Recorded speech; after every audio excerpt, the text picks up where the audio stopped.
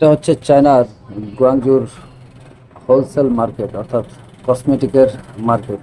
আপনারা দেখতেই পাচ্ছেন সারিবদ্ধভাবে নানা ধরনের কসমেটিক এখানে সাজিয়ে রাখা হয়েছে। আর এই ভিডিওটা হচ্ছে যারা চায়না থেকে মাল এনে ব্যবসা করতে চান তাদের জন্য।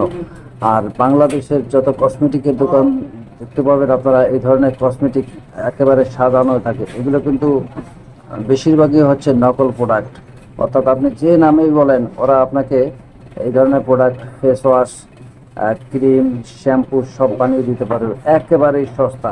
একবারে 200 টাকা থেকে শুরু করে 500 টাকা পর্যন্ত এই প্রোডাক্টগুলো হয়ে থাকে। আপনারা দেখতেই পাচ্ছেন কি সুন্দর সারিবদ্ধভাবে একেবারে অরিজিনালের মতো এগুলা দেখতে। এগুলা কিন্তু একেবারে অরিজিনাল প্রোডাক্ট না, এগুলা হচ্ছে কপি প্রোডাক্ট।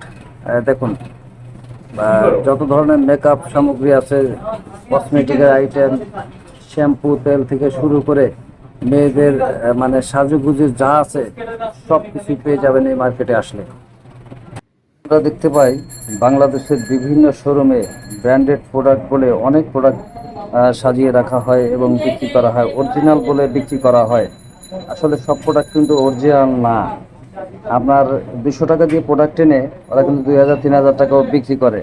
তো এই ব্যাপারে একটু খোঁজখবর নিয়ে সাবধানতার সাথে কসমেটিক কিনবেন, কারণ